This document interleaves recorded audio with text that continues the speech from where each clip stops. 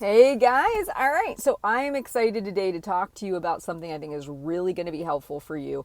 It's consistency over quality.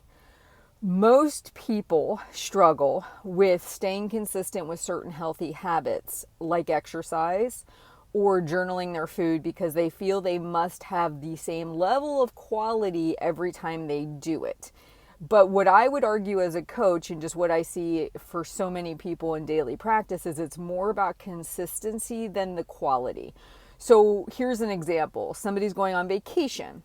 They would say, oh, wow, I normally food journal at home, but I have no idea what I'm going to eat on vacation. So you know what? I'm not going to worry about that when I'm on vacation. So they're gone for a week and then they come back and then they really struggle to get back into that consistency of journaling their food.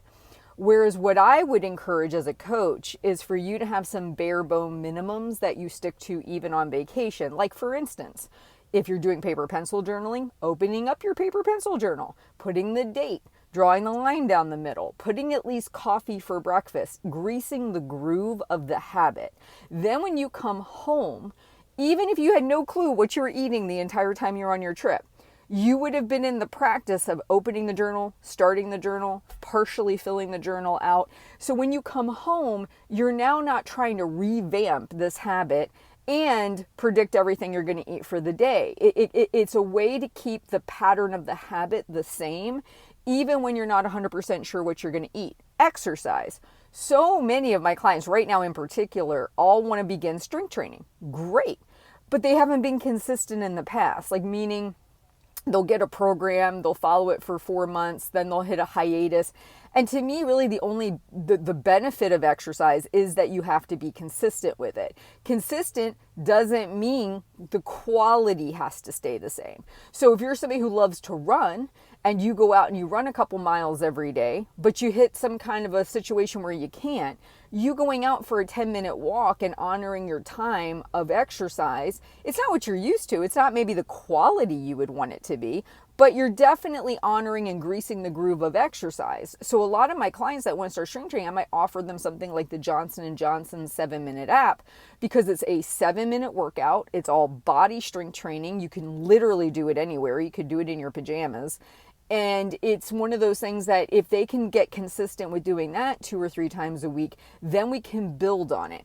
And if they're on vacation or they hit a slump and they can't get to the gym, they can't do anything, they can come back to that as a minimum, right? Oh, 7 minutes, 2 times a week.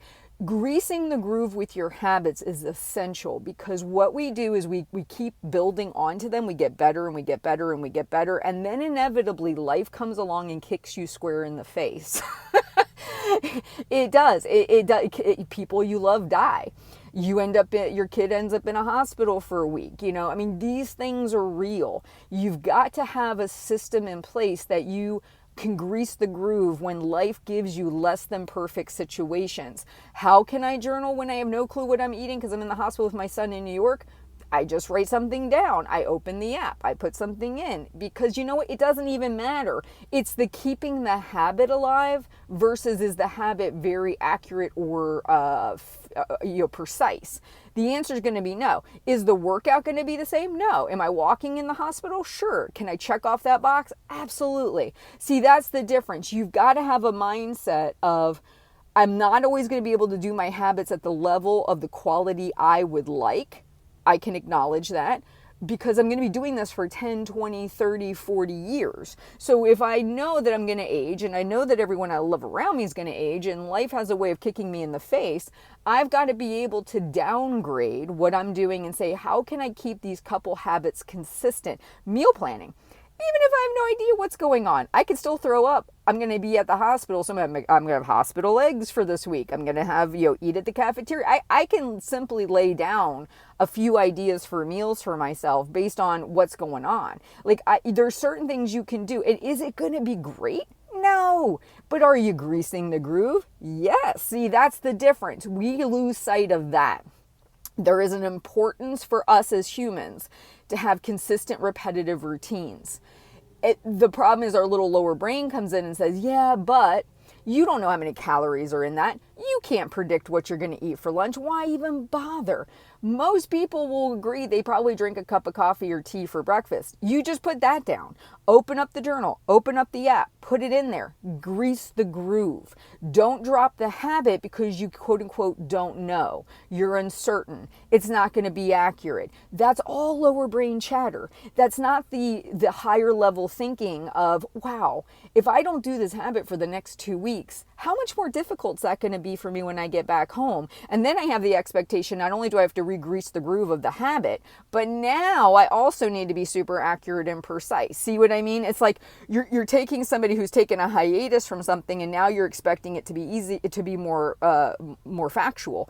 But if they had been greasing the groove the whole time they're in the hospital, the whole time they're on vacation, the whole time that they're in the process of moving or whatever, then improving upon it is super easy. You can improve upon a habit that exists. You cannot improve upon a habit that doesn't exist. And see, the habit, we lose sight of what is the habit. The habit is I take time out of my day to exercise. The habit is I take time out of my day to journal my food. I take time out of my week to meal plan. Those are the habits, okay? The intricacy of those things and how difficult they are, and seeing new PRs and challenging yourself with preparing for a marathon, or the accuracy of your calorie count, those are all higher level goals, which are fine, but you can't have them if the consistency of the habit does not exist for you. You can't take doing, the 7-minute app 2-3 times a week and add a more intricate program on and build on it if you're not even doing the 2 or 3 times a week, right? You see what I mean? Like, we've got to have the baseline in order to improve to the next level, But then when people see, oh, I can't maintain this, I'm just not going to do anything. No, come back to the baseline. 2-3 times a week, can you do 7 minutes of body weight strength training? 2-3 times a week, can you go for a 10-minute walk or run? Can you go back to the beginning? Because that you're going, as sure as I'm sitting here, okay, 16 years into this, you're going to have life happen. You're going to go back to it. There's days that I just did grease the groove. That's all I could do. And it's helped a lot. So I just want to encourage you, think about this whole process differently, okay? All right, guys, that's going to be it for today. If you want more help from me, if you want to get more content from me, you can always join our podcast premium service. I think at this point we have 577 podcast episodes on there for you. You get to listen to the entire Carolina coaching series. I'm going to be starting to coach Sarah and release those in March of 2023. And that's going to be a brand new series. You get the opportunity to do Ask Me Anything questions, so you can submit questions to me, answer for you once per month. So a lot of good content. And to do that, all you have to do is go to halfsizeme.com/fan. All right, guys, I'll talk to you next time. Take care.